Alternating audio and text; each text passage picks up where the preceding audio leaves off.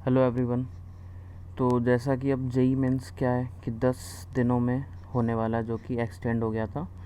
तो बहुत सारे स्टूडेंट्स का अब कन्फ्यूज़न यही है कि कुछ लोग तो सिलेबस कंप्लीट कर लिए हैं, तो वो पूछ रहे हैं कि सर अब क्या करें। कुछ लोग कहे कि सर इंपॉर्टेंट टॉपिक्स बता दें जो लास्ट के कुछ दिन में हम लोग को हेल्प करें। तो यहाँ पे पहला तो मैं रिक्वेस्ट करूँगा कि इस वीडियो को पूरा देखना। थोड़ा सा लंबा वीडियो होगा, लेकिन ये आपका एक तो फिज़िक्स के लिए गाइडेंस मैं दूंगा और कुछ कुछ स्ट्रैटेजी मैं बताऊंगा जिससे आप अपना परफॉर्मेंस इम्प्रूव कर पाओगे। मतलब what ever you have the potential you can get complete 100% potential का मार्क्स अगर आ जाए तो उससे बेटर क्या है। क्योंकि कई बार क्या होता है कि पोटेंशियल रहते हुए भी एग्ज़ाम्स में वो पूरा का पूरा बाहर नहीं आ पाता है। और ये चीज़ आप देख चुके हो कि 2 साल में ये तो फैक्ट है कि टेस्ट में पोटेंशियल जो हमको आता है उतना पूरा का पूरा आउटपुट निकालना थोड़ा सा टफ हो जाता है, क्योंकि बहुत सारी चीज़ें वहाँ पे होती हैं। अब देखो, मैं एक एक करके सारे चैप्टर्स का ना मैं बस टॉपिक आपको लिखूंगा जो जेई मेंस के लिए इम्पोर्टेंट है, कि एटलीस्ट अगर वो आपने वो टॉपिक्स को थोड़ा बहुत भी लेवल पे कर लिया ना, तो आप मान लो कि ठीक है, जेई मेंस का question you can assume that you can solve. मतलब ऐसा नहीं कि पूरा का पूरा न्यू क्वेश्चंस आ जाएगा तो आपसे बनेगा नहीं। ठीक है, अब एनएलएम फ्रिक्शन हो गया, रिलेटिव हो गया, तो ये सब मैं धीरे धीरे करके एक एक करके टॉपिक कवर कर रहा हूँ। जेई मेंस में क्या है कि किसी एक पर्टिकुलर टॉपिक को डीप पढ़ने से अच्छा है, मतलब उस टॉपिक का खूब सारा क्वेश्चन बना लिए। जैसे मान लो स्यूडो फोर्स है, उससे अब एक से एक क्वेश्चन बना लिए टफ एकदम, JEE level, JEE advance level. ठीक है, तो स्यूडो फोर्स मेरा क्लियर हो गया। अब एक बच्चा को क्या है, थोड़ा बहुत स्यूडो फोर्स का आइडिया है कि ठीक है, एक्सेलरेटेड फ्रेम में जब कोई ऑब्जर्वर रहता है तो स्यूडो लगाता है। तो जेई मेंस के लिए बेटर क्या है कि हम थोड़ा सा, मतलब उतना डीप में ना जाएं। इंस्टेड कि अगर हम एक स्यूडो फोर्स को 2 घंटा देख के पूरा पढ़ाई कर रहे हैं, तो इस 2 घंटे में हम स्यूडो के साथ और 3 टॉपिक पढ़ लें। तो ये जो स्ट्रैटेजी है ये जेई मेन में आपको हेल्प करने वाला है। यहाँ पे आपको कितना डीप नॉलेज है वो मैटर नहीं करेगा, आप कितना ज़्यादा डोमेन को कवर करके आए, कि आपको सारा फॉर्मूला पता है कि नहीं, छोटा छोटा जो बात होता है वो सारा पता है कि नहीं, तो वो सॉल्व कर सकते हैं वहाँ पे। तो इनफैक्ट मैं बस आपको यही बोलूँगा कि जेई मेंस में क्वालिटी उतना मैटर नहीं करेगा, यहाँ मैटर करता है क्वांटिटी, कि आप कितना ज़्यादा पढ़े हो। ठीक है, तो यहाँ पे मैं स्टार्ट करूँगा। देखो, 1 ईयर कैलिपर स्क्रू गेज का एक नॉर्मल क्वेश्चंस, जो हम लोग का नॉर्मल जैसे लीस्ट काउंट पे क्वेश्चन आ जाएगा, लीस्ट काउंट का कैलकुलेशन, मेज़रमेंट पे क्वेश्चन आ जाएगा। आपको कोई डायग्राम दे देगा, बोलेगा कि इसका 1 ईयर स्केल इसके बीच में लाइक कर रहा है ऐसा करके। एरर का क्वेश्चन, परसेंटेज एरर का बहुत फेमस क्वेश्चन ये सब है, कि कोई क्वांटिटी आर है जो p square root q by s power 3/2 ऐसा। अब इन सब में कुछ कुछ परसेंटेज एरर है, तो आर का परसेंटेज एरर बताओ। फिर रेजिस्टेंस में कि R1 और R2 में परसेंटेज, मतलब ये दे दिया कि ये 4 ± 0.4 है, ये 8 ± 0.2 है, तो बताओ इसका सीरीज़ कितना होगा, इसका पैरेलल कितना होगा। ये सब ना आप लिखते तो ऐसा करके, अगर कॉपी आपके पास है ना, क्योंकि मेरे पास उतना मैं जगह एज्यूम करके छोड़ा नहीं हूँ, बट स्टिल ये कुछ देर स्क्रीन पे रहेगा। किसी ऑब्जेक्ट डिस्टेंस, मान लो लेंस का, मिरर का आ गया कि ऑब्जेक्ट डिस्टेंस है 15 ± 0.1, इमेज आ गया 30 ± 0.2, तो बताओ फोकल लेंथ कितना होगा। तो ये सब क्वेश्चन हम लोग क्लास में किए हुए हैं। ठीक है, 1/v - 1/u = अगर मिरर है तो प्लस करके इसको डिफ्रेंशिएट कर देंगे। ठीक है, वो सब क्वेश्चन। और डायमेंशंस का, डायमेंशन का एक तो मैं एकदम गारंटी ले सकता हूँ कि किस टाइप का क्वेश्चन आएगा, जो बहुत ही ज़्यादा फेमस है। कि जैसे आपको बोल दिया ना कि मास, जैसे मास तो खैर पहले से फंडामेंटल है, फोर्स ले लिए, ठीक है, एक्सेलरेशन ले लिए, और मोमेंटम, ये तीनों को हम नया फंडामेंटल बनाएं। जैसे जनरली मेरे पास फंडामेंटल क्या है, मास, लेंथ, टाइम। तो अगर हम इन तीनों को फंडामेंटल माने, तो तुम डायमेंशन बताओ, जैसे डेंसिटी का क्या होगा ऐसा पूछ देगा। मतलब डेंसिटी का एक फॉर्मूला या डायमेंशन तुमको बताना है इन तीनों के टर्म में। तो प्लीज़ इसको तुम देख लो। अगर इतना तुम्हारा हो जा रहा है, इसका लीस्ट काउंट कैलकुलेशन, मेजरमेंट, ऐसा का एरर निकालना, ठीक है, और ये डायमेंशन में ऐसा क्वेश्चन हो जा रहा है कि किसी भी 3 का तुम फंडामेंटल मानो, चौथा का तुम उसके टर्म में डायमेंशन निकाल लो, तो ये पार्ट इतना करके छोड़ दो, अब बनना होगा तो बन जाएगा। ठीक है, काइनेमेटिक्स में वही पहला तो नॉर्मल क्वेश्चन जो v equals to u plus a t ये सब का आता है, और इसमें जो क्वेश्चन अभी ट्रेंडिंग में है वो वेरिएबल एक्सेलरेशन, मतलब a equals to d v by d t, इस पे a equals to v d v by d x, इसका थोड़ा प्रैक्टिस करना है, ग्राफ्स का प्रैक्टिस कर लेना है, और मोशन अंडर ग्रेविटी कुछ क्वेश्चन, मोशन अंडर ग्रेविटी की किसी चीज़ को किसी हाइट से रिलीज़ किए तो ग्राउंड में जाने में कितना स्पीड से टकराएगा, कितना टाइम में टकराएगा, ये इतना कर लेना है।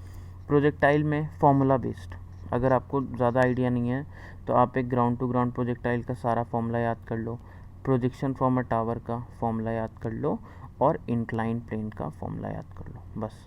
इसमें अगर नॉर्मल ऐसा फॉर्मूला बेस्ड क्वेश्चंस आता है, ऐसा इंक्लाइन दे दिया, किसी चीज़ को हॉरिजॉन्टल प्रोजेक्ट किए तो कितना रेंज में जाएगा, ठीक है, तो ये फॉर्मूला बेस्ड।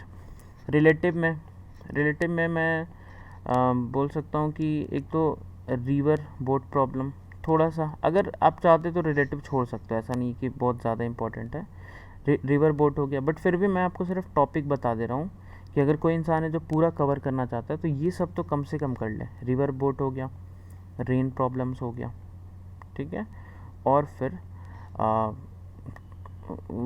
कोलिजन आप बोल सकते हो, कोलिजन का इसमें कुछ प्रॉब्लम आता है प्रोजेक्टाइल में मिला के, तो ये तीनों कर लो। एनएलएम फ्रिक्शन का नॉर्मल सिस्टम, जैसे मान लो कि यहाँ ब्लॉक दे दिया, फिर ऐसा करके पुली है, ये ऐसा, यहाँ पे ऐसा ब्लॉक दे दिया, एक्सेलरेशन पूछा, टेंशन पूछा, इस तरीके का क्वेश्चंस कर लो। स्यूडो फोर्स को अच्छे से देख लो, स्यूडो फोर्स, ठीक है, फिर फ्रिक्शन का इंक्लाइन प्लेन पे कि कितने फोर्स पे ये चलने लग जाएगा, एंगल ऑफ रिपोज कर लो, ठीक है, ये सब।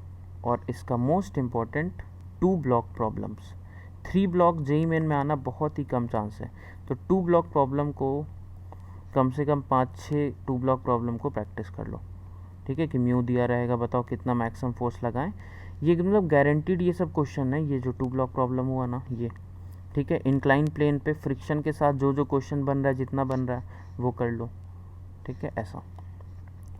वर्क पावर एनर्जी पे खासा ध्यान रखना है, वेरिएबल फोर्स का वर्क, वेरिएबल फोर्स में जो वर्क आता है, जैसे हम लोग क्या करते हैं, W इक्वल्स टू वेरी करता है तो F डॉट डी एक्स, अब इसका अलग अलग फॉर्मेट है, अगर फोर्स तुम्हारा डिस्प्लेसमेंट के टर्म में है तो ये लगा दो, अगर टाइम के टर्म में है तो यहाँ से डी एक्स को डी टी में कन्वर्ट करना पड़ेगा, ठीक है। तो हम सिर्फ टॉपिक बता रहे हैं, उतना तो सब चीज़ में हेल्प नहीं कर पाएंगे कि इसको ऐसे सॉल्व करेंगे, ऐसे करेंगे, but still if you have the notes you have to read this topics, ठीक है। तो वेरिएबल फोर्स का हो गया, कांस्टेंट फोर्स का तो खैर कर ही लेंगे। उसके बाद वर्क एनर्जी थ्योरम कर लो, वर्क एनर्जी थ्योरम का क्वेश्चंस कर लो, ओके। फिर देख लो थोड़ा सा पोटेंशियल एनर्जी, काइनेटिक एनर्जी, ये सब का कंजर्वेशन देख लो, और लास्ट में पावर देख लो, ठीक है, इतना कर लो, क्योंकि वर्क पावर एनर्जी का मतलब ये अकेला नहीं आएगा, इसको किसी ना किसी से रिलेट करके दे देता है, ठीक है, तो इतना कम से कम रहेगा। फिर सर्कुलर में मोस्ट इम्पॉर्टेंट कि यूनिफॉर्म सर्कुलर मोशन में AC AT ये सारा देख लो, किसी चीज़ को जब हॉरिजॉन्टल सर्कल में घुमाते हैं तो उसमें टेंशन क्या होगा, हॉरिजॉन्टल सर्कल का जितना एग्जांपल है, जैसे एक कार को अगर एक सर्कुलर टर्न लेना है तो कितना मिनिमम इसका फ्रिक्शन होना चाहिए सफिशिएंट, किसी स्पीड से जा रहा है तो, ठीक है। टर्निंग टेबल में कोई चीज़ रहता है तो वो ओमेगा से अगर घूम रहा है तो मिनिमम फ्रिक्शन कितना रहे जिससे वो स्लिप ना करे, सब हॉरिजॉन्टल वाला, डेथ वेल पढ़ लो, ठीक है, हॉरिजॉन्टल हो जाएगा। फिर वर्टिकल की किसी चीज़ को हम मिनिमम कितना स्पीड दें कि ये एक वर्टिकल सर्कल ऐसा करके कंप्लीट कर ले। फिर इसका फॉर्मूला याद कर लेना कि एक स्फीयर को अगर हम इसको एक स्मॉल सॉलिड स्फीयर को यहाँ से रिलीज़ करेंगे या कुछ स्पीड यहाँ पे दे देंगे v0 का, तो किस एंगल पे जाके यहाँ से एंगल ऑफ कांटेक्ट को छोड़ देगा, ये एंगल हमको बताना है, ठीक है। इस थीटा का देखो यहाँ formula cos theta equals to v0 square by 3rg plus 2/3 ऐसा करके कुछ आया था, इतना तुम कर लो सर्कुलर में। और एक अगर थोड़ा बहुत ध्यान रहे तो रेडियस ऑफ कर्वेचर, और किसी का उतना मतलब डीप नहीं, फॉर्मूला तुमको हम क्या बोल, इसका फॉर्मूला थोड़ा याद रखना, इसका फॉर्मूला देख लेना कि अगर यहाँ 5gl है तो यहाँ 3gl होगा, यहाँ gl होगा, यहाँ 3gl हो जाएगा, टेंशन कैसे करना है, किधर सेंट्रीफ्यूगल फोर्स लग रहा है, किधर टेंजेंशियल एक्सेलरेशन, वो सारा बस ध्यान दे देना ये सब में। सेंटर ऑफ मास का सबसे मोस्ट इम्पॉर्टेंट है calculation of centre of mass. मतलब 50% चांस है कि इसमें ही आ जाए, different different bodies, different different arrangement का सेंटर ऑफ मास का कैलकुलेशन। ठीक है, ये हुआ। दूसरा मोमेंटम कंजर्वेशन। ठीक है, मोमेंटम कंजर्वेशन कर लो, थोड़ा बहुत बेसिक, कि एक बुलेट को मारे तो उसमें जाके पेनिट्रेट किया तो उसका स्पीड बताओ। ठीक है, यहाँ से ऐसा है, ये हैंग कर रहा है, एक बुलेट यहाँ से टकराया, कितना ऊपर तक चला जाएगा। पहले मोमेंटम कंजर्वेशन, फिर एनर्जी कंजर्वेशन और कोलिजन। तो इसमें अगर तुमको छोड़ना है, जैसे मान लो कि सेंटर ऑफ मास किसी को टफ लग रहा है, तो कम से कम इसको और इसको कर लो। कोलिजन का वही बेसिक तुम्हारा फॉर्मूला का, कि अगर ऐसा जा रहा है, इससे टकराया, ये पीछे आ रहा है, तो रेस्टिट्यूशन, कोफिशिएंट ऑफ रेस्टिट्यूशन देख के कितना कितना स्पीड हो जाएगा। या ऑब्लिक टकरा गया, ये ऐसा जा रहा है, तो इसमें मैं क्या बताया था, इम्पल्स इधर इधर लगता है, तो इधर वाला स्पीड इसके पास रह जाएगा और ये इधर चला जाएगा। ठीक है, तो ये दोनों कम से कम कर लेना। अगर मोमेंटम कंजर्वेशन, और भी इसमें याद है कितना सारा चीज़ हम लोग पढ़े थे, रिक्वाइल हो गया, इम्पल्स हो गया, रॉकेट प्रोपल्सन, सब छोड़ सकते हो, ये और ये सिर्फ कर लो। ठीक है, आरबीडी में जैसे आज ही अपना क्रैश कोर्स ख़त्म हुआ, तो आरबीडी में सबसे इम्पोर्टेंट मोमेंट ऑफ इनर्शिया का कैलकुलेशन। ठीक है, कैसा भी अरेंजमेंट आए हमको ये पता होना चाहिए। मैक्सिमम 40% चांसेस है इससे क्वेश्चन आ जाए। दूसरा, torque equals to I alpha and equilibrium problems. मतलब जैसे ये सब प्रॉब्लम हो गया कि एक रॉड को हम यहाँ पे ऐसा करके लटकाए हैं, और लेकिन अनइक्वल, मतलब सिमेट्रिकल नहीं है, इधर से L/4 इधर हो गया, टोटल लेंथ L है, तो इसमें कितना टेंशन होगा। या वैसा, ये सब प्रॉब्लम बहुत फेमस है, एक लैडर ऐसा करके रेस्ट में है, तो यहाँ पे मिनिमम फ्रिक्शन कितना होना चाहिए, ये तो ये सारा किससे, इक्विलिब्रियम से हो गया। फिर torque equals to I alpha पे कुछ कर लेना। उसके बाद pure rolling, pure rolling normal, ठीक है, नॉर्मल प्योर रोलिंग। और उसके बाद कभी अगर हम फोर्स लगा रहे हैं, उसका प्योर रोलिंग, कितना फ्रिक्शन लगेगा, क्या एक्सेलरेशन होगा, क्या अल्फ़ा होगा, वो चीज़। और इंक्लाइन प्लेन का प्योर रोल। ठीक है, अगर इतना हो जा रहा है, ठीक है, इसमें ज़्यादा, अब जैसे इम्पल्स है, टॉपलिंग है, टफ नहीं करना, बस ये सब नॉर्मल ऐसा ऐसा हमको आइडिया रहना चाहिए कैसे करना। इसका जो एक्सेलरेशन होता है वो जी साइन थीटा बाई बीटा होता है, यहाँ पे कैसे फोर्सेस लिखना है, और इसका लास्ट में एक एंगुलर मोमेंटम कर लेना। बेसिक आइडिया कि एक बॉडी अगर सिर्फ रोटेट कर रहा है तो उसका आई ओमेगा होगा, कोई पार्टिकल चल रहा है इस पॉइंट के अबाउट तो उसका m into r cross v, या मोमेंटम का परपेंडिकुलर डिस्टेंस एंगुलर मोमेंटम हो जाता है। ठीक है, तो एक टॉपिक ये, एक टॉर्क, एक प्योर रोलिंग, एंगुलर मोमेंटम, इतने में से भिड़ जाएगा क्वेश्चन आरबीटी का। एसएचएम में बेसिक अपना एसएचएम क्लियर होना चाहिए फेज़र के साथ। फेज़र के साथ मतलब क्वेश्चन कैसा आ सकता है कि यार मीन से इसको a/2 तक जाने में कितना टाइम लगा, ये सब क्वेश्चन हम लोग बहुत सारा किए हैं। एक्सट्रीम से स्टार्ट होके इसको यहाँ तक जाने में कितना टाइम लगा, फेज़र से बन जाएगा। Energy, kinetic energy, potential energy, हर डिस्टेंस का फंक्शन में याद होना चाहिए, टाइम का फंक्शन में याद होना चाहिए। फिर क्या कि काइनेटिक पोटेंशियल कब बराबर होगा, किस डिस्टेंस पे बराबर होता है, इस पे क्वेश्चन आता है। ठीक है, ये सारा। उसके बाद देखो स्प्रिंग मास सिस्टम का बेसिक, स्प्रिंग मास सिस्टम इसमें जो आएगा जैसे 2π√m/k, तो उसका बेसिक क्वेश्चन कर लो। कटिंग ऑफ स्प्रिंग्स देख लो, क्योंकि ये सब ना टफ नहीं है। कटिंग ऑफ स्प्रिंग देख लो, फिर उसका सीरीज़ पैरेलल देख लो। ठीक है, इतना क्वेश्चंस कर लो। अब उसमें एकदम टफ कि यार एक तो ऊपर में ऐसा कॉइन रखे हैं, तो बताओ इसको मिनिमम कितना कॉम्प्रेस करे कि कॉइन इसके साथ एसएचएम करे, ये सब छोड़ सकते हैं हम लोग। लेकिन जो इंसान, मतलब जो स्टूडेंट चाह रहा है कि एसएचएम से क्वेश्चन हम एकदम बना के आएँ, मतलब मेहनत की है, हम इसको बनाना ही है, तब तो तुमको सारा देखना पड़ेगा। हम उसके लिए बता रहे हैं जो एसएचएम सोच रहा था कि छोड़ दें, हम नहीं कर पाएंगे, बट स्टिल अगर इतना सारा चीज़ भी कर पा रहे हो ये सब टॉपिक्स, तो मान लो कि वो चीज़ हो जाना चाहिए। ठीक है, उसके बाद अपना इसमें आता है सुपरपोजिशन ऑफ एसएचएम से बहुत ही कम क्वेश्चन आता है, so you can leave that topic. उसके बाद डायरेक्टली तुम लोग डैम्पिंग कर सकते हो, मतलब डैम्प्ड ऑसिलेशन, वो जो हम लोग निकाले थे ना, जैसे a इंटू e⁻ (bt/2m), ये वाला चीज़ कि टी टाइम में एम्पलीट्यूड जो है वो a से a/3 हो जा रहा है, तो अगला 3t टाइम में एम्पलीट्यूड कितना होगा, ये सब फेमस क्वेश्चन है। तो डैम्पिंग पे थोड़ा ज़्यादा ध्यान देना है, इस पे थोड़ा ज़्यादा ध्यान देना है। इतना कर लो, SHM हो गया, ठीक है। वो मतलब वही फिजिक क्या नाम है, सिंपल पेंडुलम 2π√L/g, वो तो करना ही है।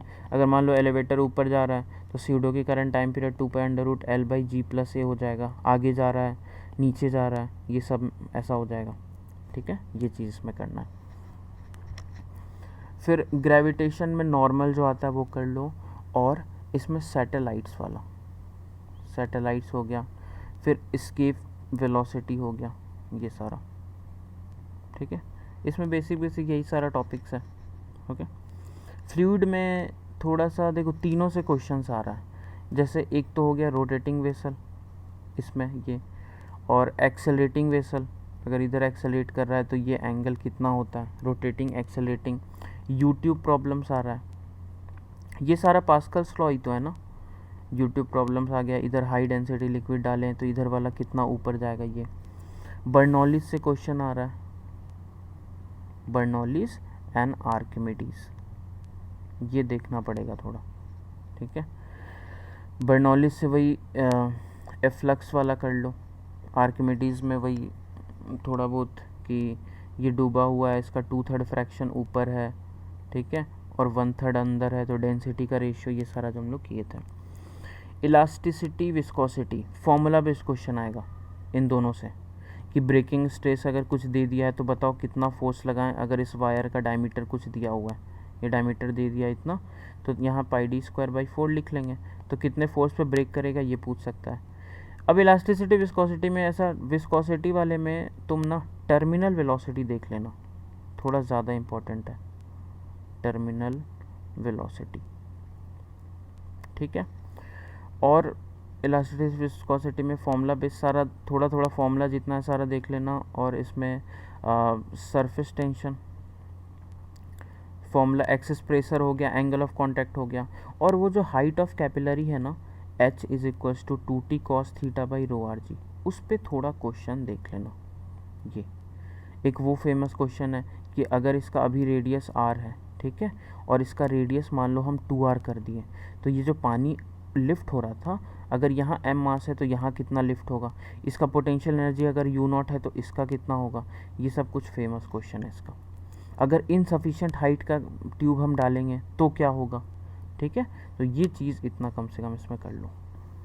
स्ट्रिंग वेव में इक्वेशंस पे क्वेश्चन आएगा, जैसे y = a sin ωt - kx, ठीक है। ये वेव कहाँ जा रहा है, कितने स्पीड से जा रहा है, इस पे आ गया। फिर v = √T/μ, इस पे आ जाएगा। इन दोनों को मिला के भी आता है, कैसे, यहाँ से स्पीड निकाल लेना, और स्पीड तुम यहाँ निकल गया, यहाँ पुट करके म्यू दे देगा, टेंशन पूछेगा, ठीक है। प्रीवियस ईयर देखना, ऐसा क्वेश्चन तुमको मिल जाएगा, ठीक है। उसके बाद स्ट्रिंग वेव में खासा रिफ्लेक्शन पे हम क्वेश्चन वैसा देख तो नहीं रहे हैं, तो उसको छोड़ सकते हो, ठीक है। रिफ्लेक्शन ट्रांसमिशन वाला जो पार्ट है, you can leave that part. और स्ट्रिंग वेव में क्या बचा, स्टैंडिंग वेव बिल्कुल नहीं छोड़ना है। स्टैंडिंग वेव अच्छे तरीके से इसका इक्वेशन, जैसे साइन के साथ कुछ अलग लगा हुआ है और कॉस के साथ कुछ अलग, तो ये स्टैंडिंग वेव हो गया। Node, anti node, harmonic, fundamental, सारा इसमें ही आता है, सब चीज़ कर लेना है। String fixed at both the ends, string open at one and, ये सारा चीज़, ठीक है, इतना कर लेना। साउंड वेव में जो सबसे इम्पोर्टेंट है, v = √γ/RT/m, ठीक है। साउंड मतलब speed of sound in gases, ये गैसेस का फॉर्मूला आ जाएगा स्पीड ऑफ साउंड का। और इसमें और हम लोग क्या देख सकते हैं, डॉपलर इफेक्ट, ठीक है, बिल्कुल मत छोड़ना डॉपलर इफेक्ट, हर तरीके का क्वेश्चन कर लो। रेजोनेंस कॉलम मेथड, खूब क्वेश्चन इससे भी पूछा गया है। रेजोनेंस कॉलम मेथड, वो जो नहीं है कैपिलरी में एक पर्टिकुलर टाइम पे ट्यूनिंग फॉक से जब हिट किए तो कुछ साउंड सुनाई दिया, फिर ये लेवल नीचे गया, फिर ट्यूनिंग फॉक से वही साउंड सुनाई दिया, उसका एक फॉर्मूला आता है v = 2f और L2 - L1। तो थोड़ा सा ध्यान इसमें तो हम लोग को देना पड़ेगा, ये कर लो। साउंड लेवल अगर समझ नहीं आ रहा है छोड़ सकते हो, कोई दिक्कत नहीं है। शुरू का जितना हम लोग डेरिवेशन किए थे वो सब छोड़ सकते हो, ठीक है। लेकिन शुरू का थोड़ा सा ये सब पार्ट कर लेना कि प्रेशर वेव जो होता है उसका जो एम्पलीट्यूड होता है ना, वो BS0 × K होता है, ठीक है। ये डिस्प्लेसमेंट वेव, ये बल्क मॉडुलस और बी बल्क मॉडुलस, और के वही ये के एक्स वाला मतलब 2 पाई लैम्डा डेंसिटी वेव जो होता है वो कर लेना, ठीक है। बस ये अगर अब देखो क्या मैं बता रहा हूँ, अगर इससे क्वेश्चन आया, जैसे जेई मेंस में मैं क्या बोलता हूँ कि 25 क्वेश्चन में जो 5 दिक्कत करेगा ना, वो ये सब रहेगा, क्योंकि इसमें हम लोग ज़्यादा प्रैक्टिस किए नहीं, ये सिर्फ उस वक्त प्रैक्टिस हुआ जब हम उस चैप्टर को पढ़े थे। उसके बाद ना हम इस पर ध्यान दिए ना तुम लोग इस पर ध्यान दिया, क्योंकि ज़रूरी है ही नहीं। तो हम लोग प्रैक्टिस करते रह गए, ऑप्टिक्स, इलेक्ट्रोस्टैट, ये सब चीज़। तो ये सब परेशान करने वाला क्वेश्चन अगर आ गया तो छोड़ देना यार। अगर तुमको बहुत ज़्यादा अजीब सा लग रहा है कि यार ये क्या है, तो you can leave that question, उसके जगह पे कोई और हम लोग बना लेंगे, क्योंकि हमको मतलब मार्क्स है। ऐसा थोड़ी साउंड वेव बनाएंगे और एरर का बनाएंगे तो किसी में कम ज़्यादा मिल रहा है, सब में 4 मार्क्स मिलने वाला है, ठीक है। तो ये डॉपलर, रेजोनेंस कॉलम मेथड और इस वेलोसिटी ऑफ साउंड, और इसका ही स्टैंडिंग वेव का मिला के इसमें क्या आ जाता है, वो सारा ट्यूब्स आ जाता है, क्या बोलते हैं, organ pipe, sorry organ pipe वाला इसमें आ जाता है। कैलोरीमेट्री में तुम लोग इसमें इम्पोर्टेंट क्या कर सकते हो, पहला तो स्केल्स देख लेना, डिफरेंट जो टेम्परेचर का स्केल्स है उसका आइडिया थोड़ा ले लेना, डिग्री, फ़ारेनहाइट, सेल्सियस, ये सारा। उसके बाद ना कि मिक्स कर रहे हैं तो कितना टेम्परेचर आएगा, ये मिक्सचर का जो प्रॉब्लम है कि -10 डिग्री सेंटीग्रेड पे 10 ग्राम आइस, ये इसको हम लोग मिक्स कर दिए 50 डिग्री सेंटीग्रेड वाटर, और इसका मान लो 40 ग्राम, तो कितना आएगा, ठीक है। ये कर लो, इतना में से बन जाना चाहिए ये वाला जो पार्ट है, ठीक है। ये मिक्सिंग कर लो और स्केल कर लो, ओके। जिसको पूरा करना है वो तो खैर पूरा करेगा, but still if you want to leave the chapter, अगर तुमको लग रहा है छोड़ने से बेटर है कि इतना हम कर सकते हैं तो इतना कर लो, ठीक है। फिर आते हैं थर्मल एक्सपेंशन पे।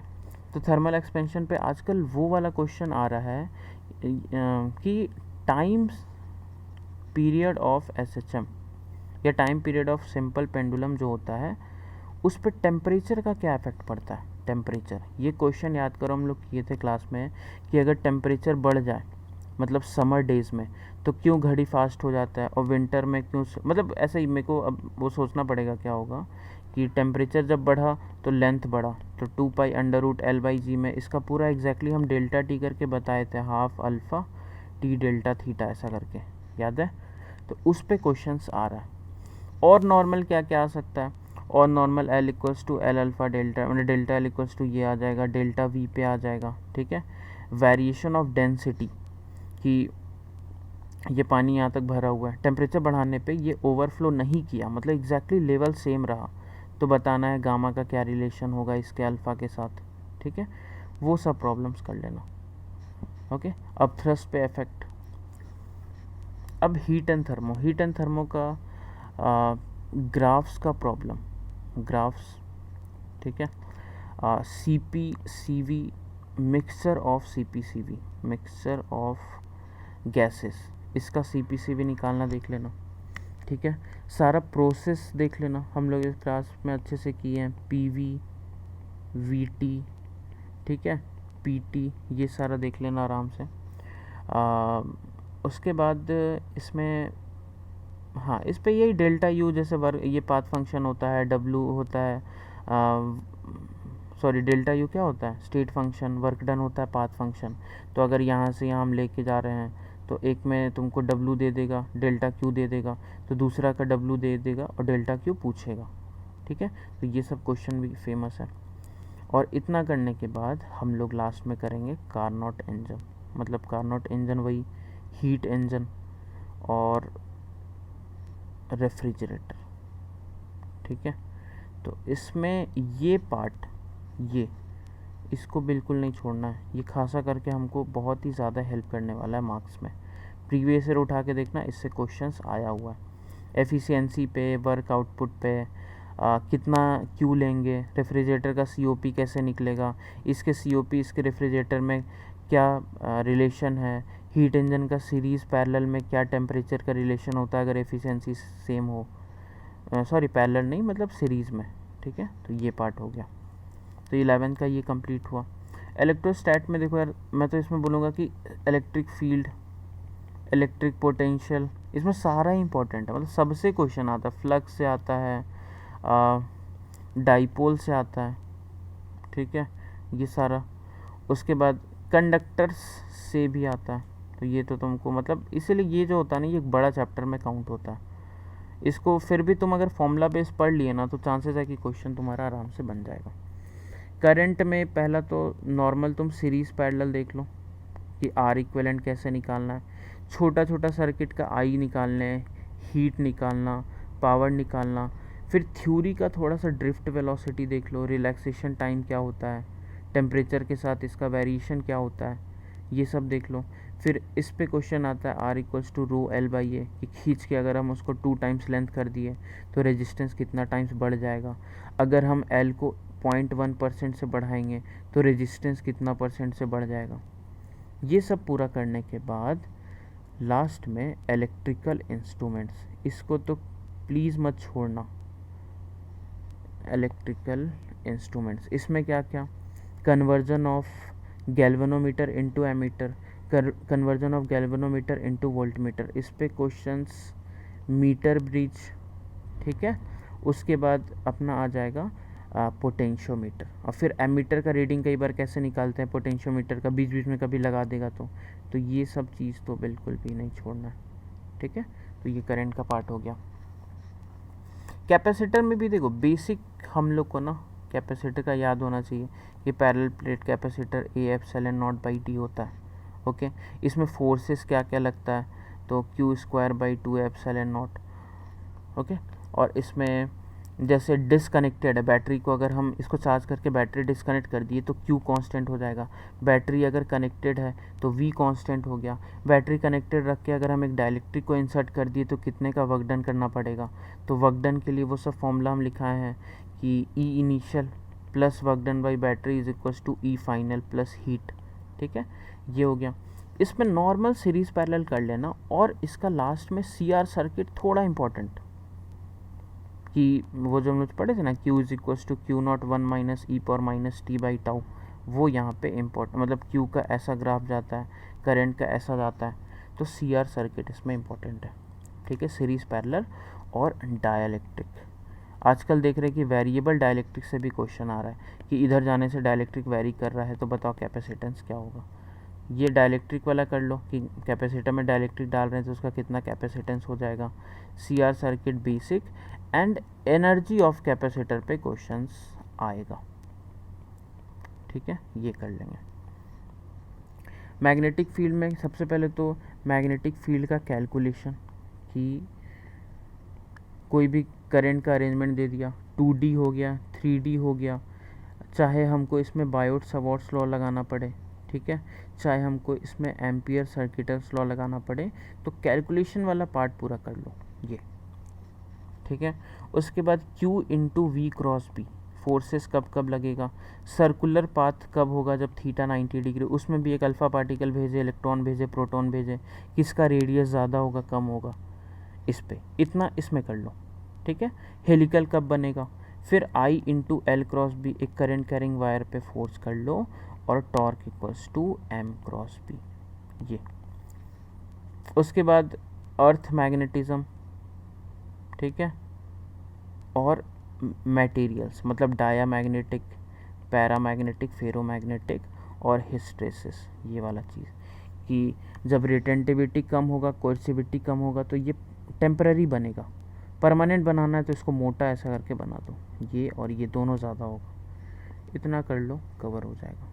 बेसिक मतलब ऐसा ना टॉपिक्स को ना तुमको एकदम डीप में नहीं पढ़ना है कि यार इसमें मतलब Q into v cross B पे एकदम टफ क्वेश्चन किए जा रहे हैं, नहीं, हमको प्रीवियस ईयर PYQ हमेशा बगल में रखना है और देखना है कि इस टॉपिक से कैसा कैसा आ रहा है, उस लेवल का हमको कर लेना है, ठीक है।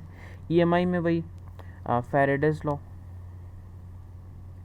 लेंज लॉ, ये दोनों लॉ कर लेना है। पहला तो motional EMF is equals to BLV पे क्वेश्चन आ रहा है, और is equals to B omega R square by 2, इन दोनों पे आ रहा है। इंडक्टेंस अगर चाहो तो इंडक्टेंस में सिर्फ LR सर्किट कर लेना, जैसे CR करे थे LR, और LC ऑसिलेशन का थोड़ा बहुत आइडिया, मतलब अगर तुमको बेसिक थोड़ा बहुत क्लियर है कि कैपेसिटर चार्ज है, इंडक्टर में मैक्सिमम करंट कितना जाएगा, कितने टाइम के बाद मैक्सिमम जाएगा, या इसका चार्ज को आधा होने में कितना टाइम लगेगा, तो ये बेसिक कर सकते हैं। इंड्यूस्ड इलेक्ट्रिक फील्ड नहीं समझ आ रहा है, छोड़ दो। इंडक्टर का सर्किट्स नहीं समझ आ रहा है, इंडक्टर का एनर्जी नहीं समझ आ रहा है, वो सब ठीक है, छोड़ सकते हैं, कोई दिक्कत नहीं है।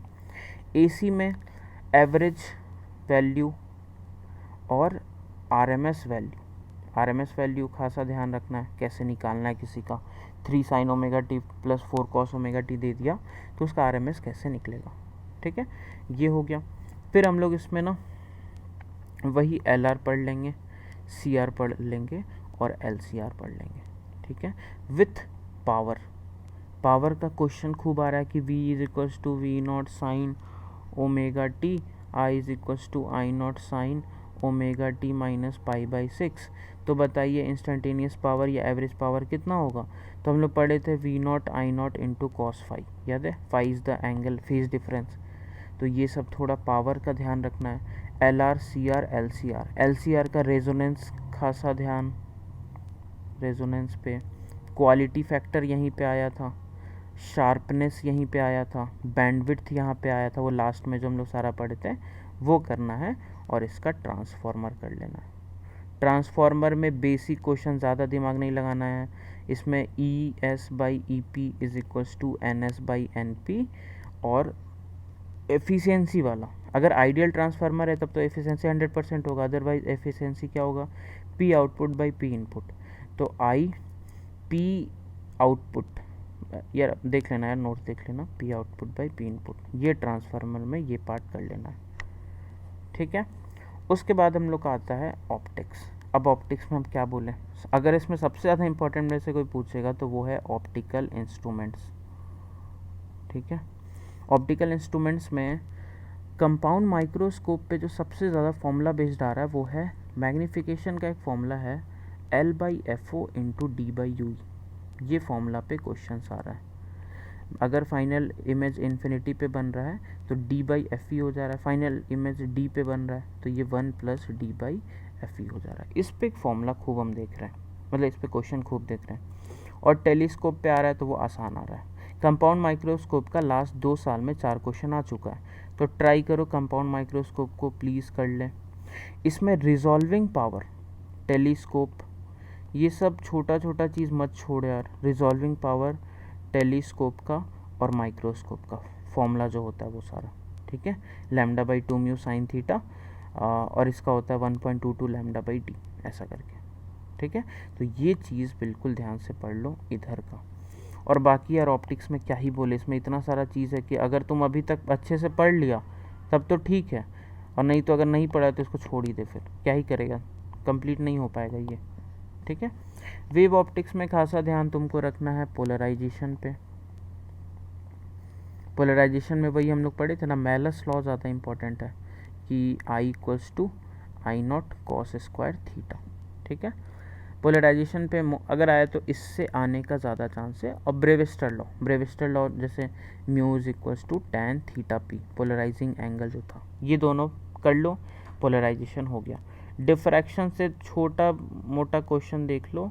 उसके बाद YDSC का बेसिक ट्रेंड एक बार देख लेना क्या आ रहा है YDSC में, वही कि इसके सामने एक स्लिट रख दिए, उस पर आ जाएगा क्वेश्चन, स्लिट के सामने मिनिमा बन जा रहा है, या बताओ कि अगर इस जगह पे डेल्टा एक्स लैम्डा बाई 6 है तो इस जगह का इंटेंसिटी क्या होगा, स्क्रीन पे I max by I minimum का रेशियो, ये सब YDSC का बेसिक क्वेश्चन एक बार देख लेना है, ठीक है। मॉडर्न फिजिक्स में अगर हम बात करें, सबसे पहले अगर एटॉमिक फिजिक्स का बात करें तो फोटो इलेक्ट्रिक इफेक्ट तो सबसे ज़्यादा इम्पोर्टेंट, ठीक है। उसके बाद हाइड्रोजन स्पेक्ट्रम, ठीक है, ये दोनों हो जाए, then you can move to de Broglie wavelength. De Broglie wavelength में फिर वही चीज़ आएगा, जैसे lambda equals to h by m v होता है, तो इसको फिर हम लोग चेंज कर देंगे h by p, h by under root 2m के, h by under root 2m q into delta V, इस पे क्वेश्चन आ जाएगा। फिर इसको कैसे, इसमें मोमेंटम आता है ना, इसलिए इसको कोलिजन से मिला देता है कि एक पार्टिकल इधर गया, एक पार्टिकल इधर टकरा के जो ये नया पार्टिकल बना, इसका लैम्डा 1 है लैम्डा 2 है, तो इसका बताओ कितना होगा डी ब्रोगली वेवलेंथ, ठीक है। इतना हो गया। फिर एक्सरेज का क्वेश्चन कर लो, एक तो ग्राफ वाला कर लो कि ये लैम्डा मिनिमम है, ये कैरेक्टरिस्टिक ऐसा करके, और मोजलेस लॉ ये प्लीज़ मत छोड़ना। इसमें ये ऐसा था lambda 1/λ2 is equals to Z2 minus 1/Z1 minus 1 का होल स्क्वायर। ये एक फॉर्मूला है मोजले लॉ का, प्लीज़ देख ले इसको, ठीक है। उसके बाद आता है अपना सेमीकंडक्टर। सेमीकंडक्टर में हम लोग को क्या पढ़ना है, मोस्ट इम्पॉर्टेंट इधर तुम्हारा डायोड्स है। डायोड्स में अगर जेनर डायोड का न्यूमेरिकल आया तब तो तू आराम से बना लेगा, क्योंकि वीडियो में हम साफ साफ ये चीज़ 2-3 प्रैक्टिस करवाएं। अगर कुछ थ्योरी आ गया उठपटांग, फोटो डायोड का आ गया, ठीक है, या एलईडी का आ गया, तो थोड़ा बहुत तो तुमको आता है, लेकिन बहुत डेंजरस टाइप का कुछ आ गया तो छोड़ सकता है, ठीक है। उसके बाद इसमें आता है ट्रांजिस्टर, ट्रांजिस्टर्स का पीएनपी एनपीएन, ठीक है। उसका इनपुट रेजिस्टेंस आउटपुट रेजिस्टेंस, वो सारा जो क्वेश्चन है, करंट एम्पलीफिकेशन फैक्टर उस पर आएगा ही आएगा, तो बेसिक उसको बिल्कुल पढ़ के जाना है। उसमें सैचुरेशन करंट कब निकलता है, कैसे निकलता है, वो सारा चीज़ हम वीडियो में बता चुके हैं। और लॉजिक गेट्स, लॉजिक गेट्स तो अच्छे से कर ले, टिपिकल क्वेश्चन भी इसमें आएगा, तो तू आराम से डिमॉर्गन्स लॉ, डिमॉर्गन्स पढ़ के इसको आराम से तुम सॉल्व कर सकता है, ठीक है। EMW में आजकल ट्रेंड चला है कि कोई वेव का इक्वेशन दे देगा, ठीक है, उससे बोलेगा रिफ्रैक्टिव इंडेक्स बताओ, तो mu is equals to root epsilon r into mu r, यही तो होता है ना refractive index, relative permittivity into relative permeability, ये हो जाता है रिफ्रैक्टिव इंडेक्स। तो इस पे क्वेश्चन देख लो, PYQ उठाओ और देखो कि इस पे कैसा क्वेश्चन आ रहा है। दूसरा कैसा कि इलेक्ट्रिक फील्ड वेक्टर दे देगा कि है यार E0 I cap sine omega t minus KZ, ऐसा दे दिया, बोलेगा मैग्नेटिक फील्ड वेक्टर। सबसे ज़्यादा फेमस ये फॉर्मेट इसका चला हुआ है, तो इस पे भी हम खूब क्वेश्चन वीडियो बनाए, देख लो। डिस्प्लेसमेंट करंट पे क्वेश्चंस आजकल आ नहीं रहा है, so if you want you can skip. POC में जो आ रहा है 2 एम्पलीट्यूड मॉड्यूलेशन, पूरा ध्यान से सारा थ्योरी सारा न्यूमेरिकल कर लो लास्ट ईयर का। इसमें modulation index A maximum minus A minimum by A max plus A minimum, इस पे क्वेश्चंस आ रहा है। और इसमें एम्पलीट्यूड मॉड्यूलेशन करने के बाद कितना फ्रीक्वेंसी आता है, एक तो ओमेगा C आता है, एक omega C plus omega M, omega C minus omega M, ये ग्राफ याद है ऐसा करके था। इसका बैंडविड्थ हो जाता है 2 ओमेगा M। और ये जब हो जाए तो फिर तुम आ जाओ एंटीना पे, मतलब वो जो ट्रांसमिशन करते ग्राउंड वेव फिर स्काई वेव वो, और उसमें हाइट ऑफ एंटीना जैसे D इक्वल्स टू √2HR, हाँ ऐसा कुछ था।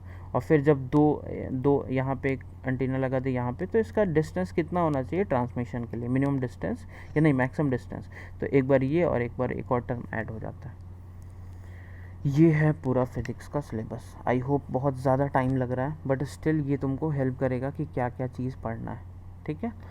अब ना हम एक बार यहाँ पे ये बताते हैं कि सीक्वेंस कि मार्क्स लाने के लिए कैसे कैसे पढ़ेंगे। सबसे पहला ना तुम लोग लास्ट का ये चैप्टर को एकदम अच्छे से कर लो, सेमीकंडक्टर्स, फिर POC EMW, ठीक है।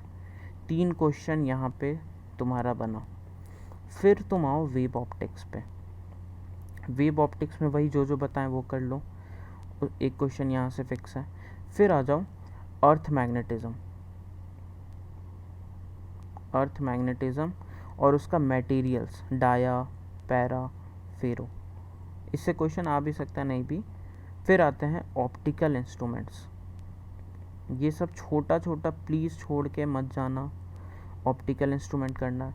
फिर तुमको इलेक्ट्रिकल इंस्ट्रूमेंट करना है, इलेक्ट्रिकल इंस्ट्रूमेंट वही पोटेंशियोमीटर, मीटर ब्रिज, ये सारा, ठीक है। और मेरे को सोचने दे, अच्छा यार मैं तो यहाँ पे न्यूक्लियर फिजिक्स का तो बताना भूल गया ना। न्यूक्लियर फिजिक्स में क्या मोस्ट इम्पॉर्टेंट है, वो न्यूक्लियर फिज़न और फ्यूज़न में जो बाइंडिंग एनर्जी निकालते हैं ना, वो इम्पॉर्टेंट है। और अल्फ़ा बीटा गामा डी के बेसिक तुम आराम से समझ आ जाएगा। और लास्ट का रेडियो एक्टिविटी, ये 3 कर लो। Binding energy, alpha beta gamma का नॉर्मल क्वेश्चंस कि यार 3 अल्फ़ा हो गया 2 बीटा हो गया तो एटॉमिक नंबर कितना हो जाएगा, एटॉमिक मास कितना हो जाएगा, या इससे इसमें जाने के लिए कितना अल्फ़ा कितना बीटा हुआ होगा। रेडियो एक्टिविटी को अच्छा से थोड़ा सा कर लो, कि हाफ लाइफ दिया हुआ है तो इतने देर में कितना बचेगा, या एक साथ साइमल्टेनियस दो तरफ जा रहा है, दोनों का टी हाफ दे दिया तो इसका टी हाफ कितना होगा। तो रेडियो एक्टिविटी को थोड़ा सा हाई लेवल में प्रैक्टिस कर लेना, ठीक है। और ये वाला बाइंडिंग एनर्जी हो गया, ठीक है, जो हम लोग पढ़े थे, binding energy per nucleon, mass defect, ये तीनों न्यूक्लियर फिजिक्स में आ जाएगा।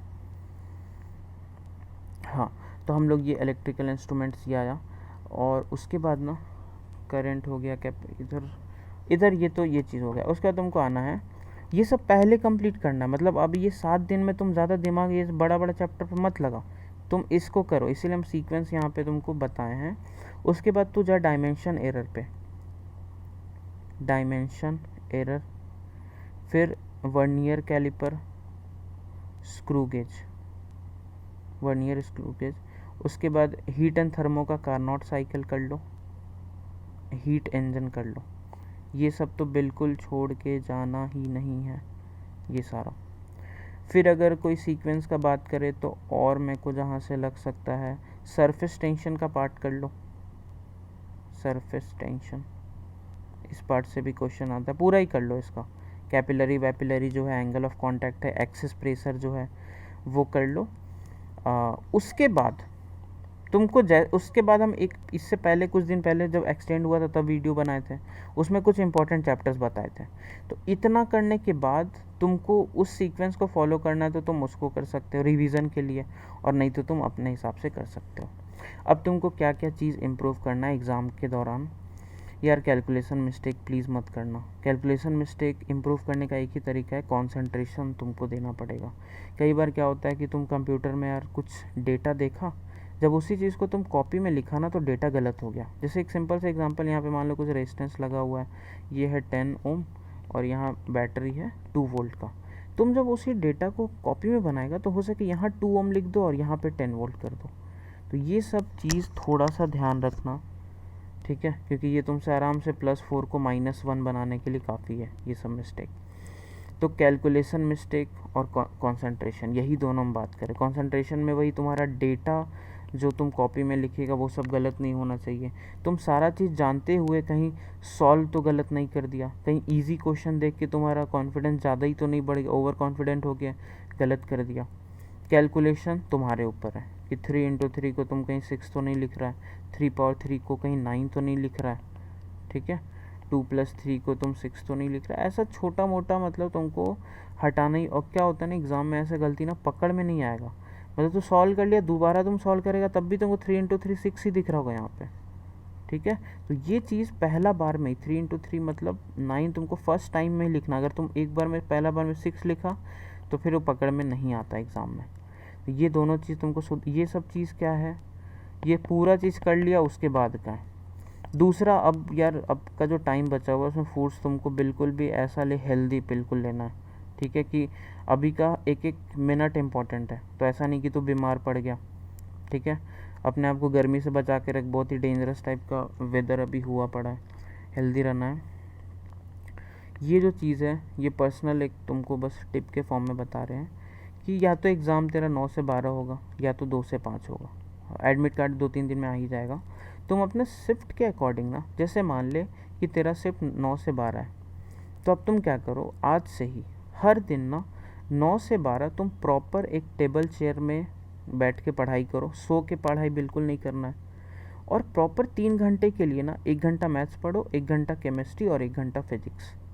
इसके बीच ना तुमको खाना है, ना तुमको किसी से बात करना है, ना किसी भी तरीके का मोबाइल चलाना है। मतलब तुम अपने माइंड को ना एक प्रॉपर हैबिट में ले आओ कि यार 9 से 12 तुम्हारा माइंड बिल्कुल एक्टिव होना चाहिए इस पर्टिकुलर काम के लिए। अगर तुम 7 दिन भी ऐसा कर लिया ना, तुमको पता चल गया कि यार मेरा शिफ्ट, अब मेरा एग्ज़ाम 9 से 12 है, तो तुम उससे पहले कब 7 दिन हर दिन 9 से 12 में तुम ना पढ़ाई करो। और एग्जैक्टली प्रॉपर पॉस्चर में, ये नहीं कि लेट के पढ़ रहा है, जैसे तू बैठ के एग्ज़ाम देगा उस पॉस्चर में तुम 3 घंटे बैठे ही रहो और कुछ ना कुछ पढ़ते रहो। माइंड को स्ट्रेस दो, मतलब माइंड को, कि एग्ज़ाम में तुमको माइंड पे कुछ स्ट्रेस देना पड़ेगा, तो प्रॉपर तुम एक इन्वायरमेंट अपने अंदर क्रिएट कर लो। अगर तेरा 2 से 5 है, पता है क्या होगा, अगर तू मान ले 2 से 5 हर दिन सो रहा है ना, तो इस दिन भी तुमको नींद आने लग जाएगा। इसीलिए ये चीज़ तुम्हारा कहीं ना कहीं वो 7 दिन में जो हैबिट बनेगा ना, तो अपने आप तुम्हारा 2 से 5 में ना वो माइंड बहुत ही अच्छे से वर्क करेगा, एक्टिवली वर्क करेगा, तो तुम्हारा पोटेंशियल अपने आप ज़्यादा बाहर आने का चांसेस है। ठीक है, तो यार ट्राई करो। आई होप ये वीडियो थोड़ा बहुत तुम्हारा कन्फ्यूज़न या मे बी किसी को बहुत ज़्यादा हेल्प कर दिया हो, जिससे वो कन्फ्यूज़ हो कि क्या पढ़े नहीं पढ़े। ये तुम्हारा सीक्वेंस है यार, इसको कम से कम छोटा, हर चीज़ में क्या क्या पढ़ना है वो सारा चीज़ हम तुमको बता दिए। ठीक है, तो ट्राई करो। अब लास्ट के 10 दिन या 9 दिन बाकी है, जो भी जितना भी हो सकता है फॉर्मूला बेस्ड पढ़ाई करो, ज़्यादा दिमाग पे स्ट्रेस नहीं डालना है, क्योंकि जितना नॉलेज होना था सब हो चुका है, अब बस उसको बाहर निकालना है। तो मेरे तरफ से सबको all the very best for your JEE mains exam. अगर ख़राब भी चले जाए किसी रीज़न से, तो we have the second attempt. ठीक है, तो ये नहीं कि ये अच्छा नहीं गया तो सब चीज़ ख़त्म होने वाला है। हम यहीं पे हैं, फिर से हेल्प करेंगे ही, हर टाइम पे हेल्प किए हैं। ठीक है, तो इसको फॉलो करो, उसके बाद हम लोग एग्ज़ाम के बाद मिलते हैं। Thank you.